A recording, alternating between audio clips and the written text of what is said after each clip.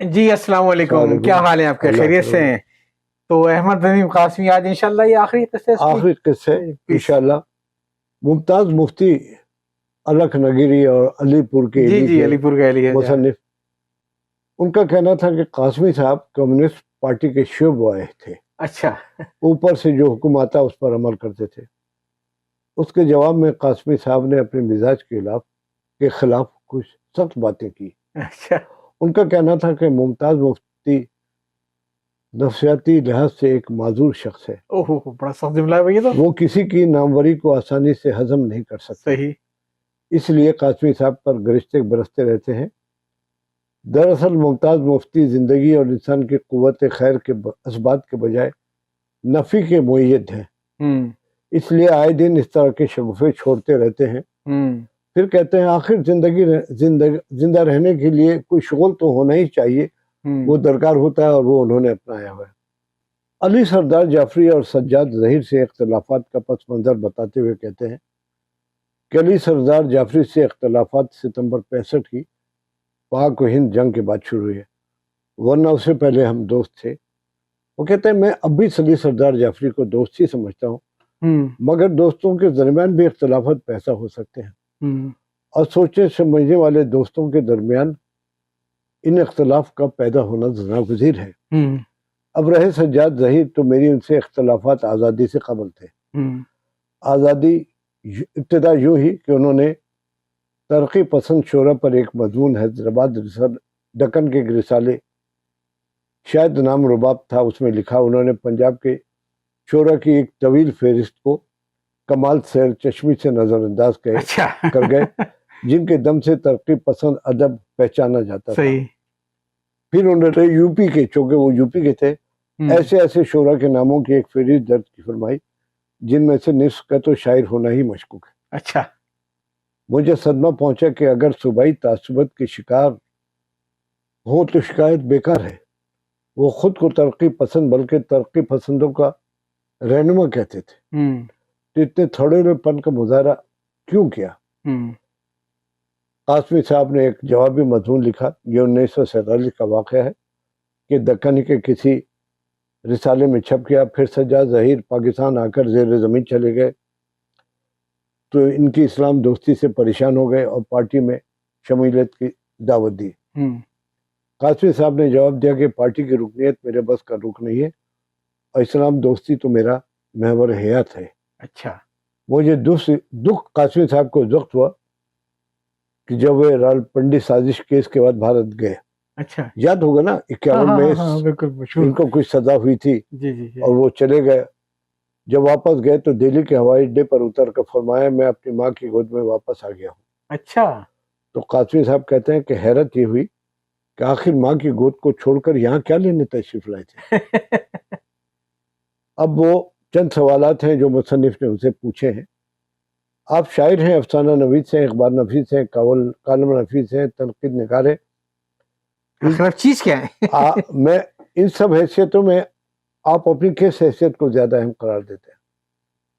قاسمی صاحب کا جواب دے تھا کہ قلم کی کار فرمائی کی سب حیثیتیں برابر ہیں، البتہ تخلیق ادب کو اہم قرار دوں گا، صحیح، مطلب شاعری اور افسانہ نگاری۔ دوسرا سوال تھا کہ اگر آپ کو 3 ماہ کے لیے کسی جنگل میں بھیج دیا جائے جہاں کوئی رسالہ اور کتاب میسر نہ ہو تو آپ سے کہا جائے کہ آپ اپنی کی 2 کتابیں لے جا سکتے ہیں، تو آپ کن کتابوں کا انتخاب کریں گے؟ جواب تھا قرآن پاک اور دیوان غالب۔ اچھا، ہاں، اب ہم ان ادیبوں اور شاعروں کی رائے جو ہے قاسمی صاحب کا، اس کا ذکر کرتے ہیں۔ فراق گورکھپوری لکھتے ہیں کہ ندیم کا کلام ایک حساس دل و دماغ کی پیداوار ہے جس نے ان کے لہجے میں ایک چٹیلا پن اور ان کے انداز فکر میں ایک خلوص اور گہرائی پیدا کرتی ہے۔ ان کی شاعری میں تقلید، فرسودگی، باسی پن، روایت زدگی، پیش پا افتادہ باتیں نہیں ہوتی، ان کے بجائے ایک تازگی کا احساس ہوتا ہے جو محض جدت سے پیدا نہیں ہو سکتی بلکہ ایک انفرادی وجدان ہی سے پیدا ہوتی ہے۔ ان کی شاعری کی رگیں بہت حساس ہیں، ان کی ادائیں بیک وقت سادہ و پرکار ہیں۔ اس شاعری نے ادب کو توانائی و توانگری بخشی۔ जोश मलियाबादी का कहना है कि इस दौर के जितने भी शायर हैं, अहमद नदीम कासमी को उन सबसे बेहतर समझता हूँ।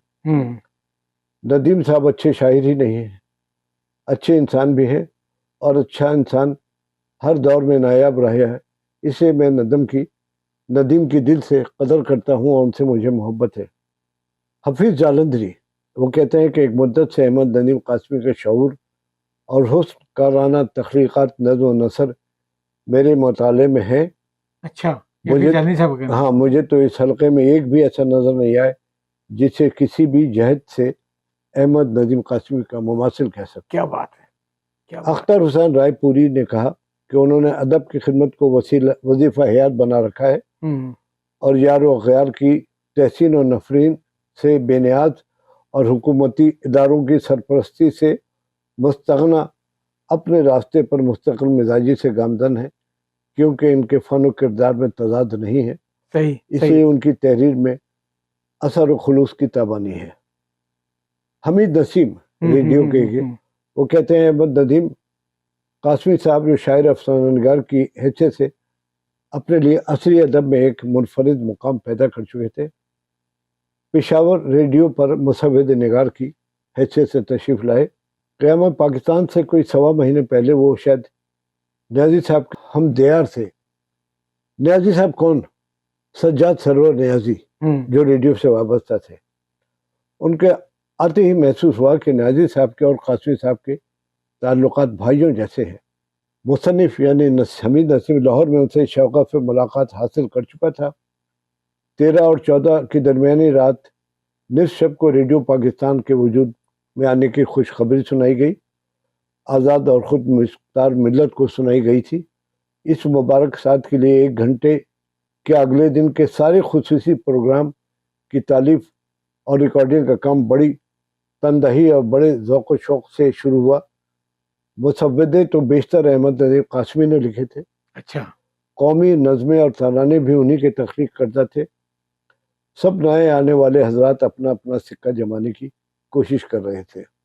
डॉक्टर आबिद रज़ा पटना बिहार वो लगते हैं वो रशीद सिद्दीक़ा का कि ये कौल दोहरा कर कि अब गज़ल से जहन और ज़ौक़ दोनों की मुतालबे की आसूदगी का मुतालबा किया जाएगा। आगे लिखते हैं उर्दू गज़ल की इस नई रिवायत को आगे बढ़ाने में अगला रोल नदीम का है। नदीम की अहमियत ये है कि बहुतों के लिए जो इस खामोश इंस्पिरेशन बनते गए, लेकिन बहुत से दूसरों के लिए जो इस खामोश इंस्पिरेशन के अहल न थे, वो एक तहरीक में ढलते चले गए। ऐसी तहरीक जो गज़ल को एक बेहतर डगर पर डालती थी और फजूल और फैशन गोई से बाज रखती थी। सही, जिसमें उनके बकौल वसीउल मशरबी थी और आला हौसलगी थी। रशीद हसन खान यूपी बिहार शाहजहाँपुर वो अपनी किताब तदवीन तहकीक रिवायत के आगाज़ में लिखते हैं किताब का इंतसाब उर्दू के मुमताज़ अहले कलम अहमद नज़ीर कासमी की किया गया। मैं कासमी साहब की बहुत इज्जत करता हूँ। तन्हाई के आलम में बार उनका शेर ज़ुबान पे आता है। हर बार ऐसे महसूस हुआ जैसे उनकी शख्सियत का तर्जुमान हो। उनके यहाँ जबर की ताकतों से अदम मुफाहमत का जो जज्बा कारफरमा है, उसकी तर्जुमानी ये शेर कर रहा है कि कुछ खेल नहीं है इश्क करना, कुछ खेल नहीं है इश्क करना, ये जिंदगी भर का रद जगह है। वाह। डॉक्टर सैयद अब्दुल्ला लिखते हैं कि 1935 में शायरी में आगे बढ़ाने और गज़ल को नए ज़माने की रूह से आशना करने का काम कई शायरों ने किया, मगर नदीम की आवाज़ और नदीम का फ़न मुनफरिद है। 1935 के बाद जिन 2-3 शायरों में खोई खोई शय मिलती है, उनमें नदीम भी है। उनकी शायरी में फ़िक्र की शौक़ भी है। मुझे तो यूँ महसूस होता है कि वो फ़िक्र की घन गरज के अंदर या उसके साए में चांदनी बखेरता है। चांदनी की ये कैफियत किसी और के यहाँ ये नहीं मिलती। मुख्तसर तौर जमील जालबी कहते हैं कि सारी उम्र शेर और अदब उनका बिछौना ओढ़ना रहा। इस सतह पर उन्होंने कभी समझौता नहीं किया। इंसान दोस्ती और इंसानियत का एहतराम सारी उम्र उनका मसलक रहा। इसी अंदाज नज़र ने उन्हें ताज़ा दम रखा। अहमद नदीम का कमाल यह है कि वो बैक वक्त अफसाना निगार भी बड़े हैं और शायर भी बड़े हैं। تخلیق کا ایسا کرشمہ بہت کم دیکھنے میں آتا ہے.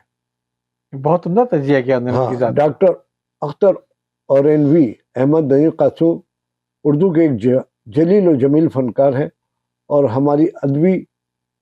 ہماری نسل کے ادبی کہکشاں کے ایک بہت ہی تابع ستارے ہیں. وقت پر ایک ستارہ چمک رہا ہو تو اس کی روشنی آنکھوں میں کھلتی ہے، لیکن اگر کوئی تازہ ستارہ کی جھرمٹ میں درخشاں نظر آئے تو اس کو اہل نظر اس کو دیکھتے رہ جاتے ہیں. احمد ندیم ایک درخشاں ستارہ ہے. پروفیسر اسلوب احمد انصاری کہتے ہیں کہ ندیم کی بڑی خوبی ہے کہ ان کے ہاں ایک اعلیٰ فنکار کی جرت اور صداقت کے ساتھ تہذیب اور دلسوزی، متانت اور میانہ روی اور ہمدردی اور رفاقت کا جذبہ ہر قدم پر ہمارا ساتھ دیتا ہے. وہ ہندوستان کے سامنے آئینہ بھی رکھ دیتے ہیں جن سے ان کی خوبیاں اور خامیاں بلا کمکاس چھلک اٹھے اور ایک معیار بھی جہاں تک انہیں پہنچنا ہے. ترکی کی ایک خاتون ہے ڈاکٹر آسویان بیلن اوسکان، ترکی سے. مجھے نہیں معلوم یہ خاتون ہے یا مرد ہے. ان کا کہنا ہے کہ احمد ندیم قاسمی میرے لیے پاکستان ہے اور پاکستان احمد ندیم قاسمی. کیا ایک جملہ ہے. الطاف گوہر وہ کہتے ہیں کہ تیسری دنیا کے صف اول کے شعراء میں احمد ندیم قاسمی کو ایک ممتاز مقام حاصل ہے. ان کے دل میں انسان دوستی کی شمع فروزاں ہے. قاسمی ایک بڑا ہی حساس، بڑا ہی صاحب دل اور صاحب درد شاعر ہے جس کا ہر شعر مضراب کی طرح ہے، جس کی زد میں آ کر سننے والے کی شخصیت کے تار بجنے لگتے ہیں. نصف صدی سے ایک ظالمانہ اور نامنصفانہ معاشرہ قاسمی کا ہدف ہے اور اس کی فکر معاشرے کے خداوندوں کو چین نہیں لینے دیتی. اب ایک بات یہ ہے، میں ان کی کتاب محیط لایا ہوں جی، اس میں ان کی ایک نظم ہے پتھر. ریت کے بت نہ بنایا، یہ ضرور سنائیے، مجھے بہت پسند ہے. ایسا کرتے ہیں، یہ نہ کریں کہ اس کو اسکین کر کے شامل کر دیں. وہ کر لیں گے لیکن سنائیے ضرور. سنائے ضرور. ریت سے بت نہ بنا ہے میرے اچھے فنکار. یا لائیے میں اس کو آپ ہی سنائیے. میں 34 پر ہے. مجھے ان کی سب سے زیادہ یہ نظم پسند ہے اور افسانوں میں گھر سے گھر تک. اچھا، یہ غالباً دسمبر 1963 میں یہ نظم شائع ہوئی تھی محیط کے اندر. اور ذرا سنیے گا. ریت سے بت نہ بنا ہے میرے اچھے فنکار، ایک لمحے کو ٹھہر میں تجھے پتھر لا دوں، میں تیرے سامنے انبار لگا دوں، لیکن کون سے رنگ کا پتھر تیرے کام آئے گا؟ سرخ پتھر جسے دل کہتی ہے بے دل دنیا، یا وہ پتھرائی ہوئی آنکھ کا نیلا پتھر جس میں صدیوں کے تحیر سے پڑے ہوں ڈورے؟ کیا تجھے روح کے پتھر کی ضرورت ہوگی جس پہ حق بات بھی گرتی ہے پتھر کی طرح؟ ایک وہ پتھر ہے جسے کہتے ہیں تہذیب سفید، اس کے مرمر میں سیاہ خون جھلک جاتا ہے. ایک انصاف کا پتھر بھی تو ہوتا ہے مگر ہاتھ میں تیشہ زر ہو تو وہ ہاتھ آتا ہے. کیا خوبصورتی، تو ہر دور میں تازہ ہے یہ شعر. ایک انصاف کا پتھر بھی تو ہوتا ہے مگر ہاتھ میں تیشہ زر ہو تو وہ ہاتھ آتا ہے. جتنے معیار ہیں اس دور کے سب پتھر ہیں، جتنے افکار ہیں اس دور کے سب پتھر ہیں. شعر بھی، رقص بھی، تصویر و غنا بھی پتھر، میرا الہام تیرا ذہن رسا بھی پتھر. اس زمانے میں تو ہر فن کا نشاں پتھر ہے، ہاتھ پتھر ہے تیرے، میری زباں پتھر ہے. ریت سے بت نہ بنا اے میرے اچھے فنکار. اچھا میں بھول گیا بالکل، سے اتفاق یہ ہے، اس کے جواب دیا تھا مسٹر دہلوی نے مزاحیہ انداز میں، پتھر ہاؤس کا تھا. اور وہ کچھ چند اشعار میں یاد ہے بتائیے. ریت سے بت نہیں بنتے میرے بھولے شاعر، بت تو بت ریت سے کچھ نہیں بنتا بھائی، اور بنے کیسے وہ دشمن تعمیر ہے ریت جو نشانے کف پا بھی نہیں دینے دیتی. اور یہ پتھر تو کہاں سے اٹھا لایا؟ کام کے جتنے بھی پتھر تجھے وہ بھول گیا، ایک وہ پتھر ہے جو بڑا پیارا ہے نظم اس کا. اچھا ایک بات میں کہہ دوں کہ قاسمی صاحب کی بیٹی نے یہ کتاب مرتب کی ہے، منتخب غزلیں، اور ناہید قاسمی نام ہے. انہوں نے یہ کی ہے منتخب افسانے. اچھا یہ کتابیں آج کے دور میں تو انتہائی سستی ہیں. جی جی اردو یہ ٹی وی اسٹیشن کے پیچھے لیاقت لائبریری کے ساتھ وہ کیا کہتے ہیں جگہ اس کو نیشنل بک فاؤنڈیشن. اچھا وہاں پہ ہے یہ، میں انشاءاللہ منگواؤں اور یہ منتخب افسانے سے پڑھنا چاہوں گا. بھائی 130 کی ایک کتاب اور ایک کتاب 200 کی، 200 روپے کی کتاب اور 374 پیجز کی آج کل تو کہیں نہیں ملتی. تو آپ یہ رکھ لیجئے، میں لے لوں گا. لیتا ویتا کوئی نہیں، پیسے لے لیے گا آپ اس کے مجھ ہاں سے. پیسے لے لیں گے، پیسے کیونکہ مجھے افسانوں کی تلاش تھی. آپ پلیز اس کو لے لیجیے گا دونوں کتابیں وہاں سے، کیونکہ یہاں سے بہت دور ہے وہ جگہ، اور میں اس کے آپ کو پیسے دے دوں گا. ٹھیک ہے، ٹھیک ہے، بہت بہت شکریہ آپ بہت کا شکریہ. جناب. اب ہم یہاں بیٹھتے ہیں. ہاں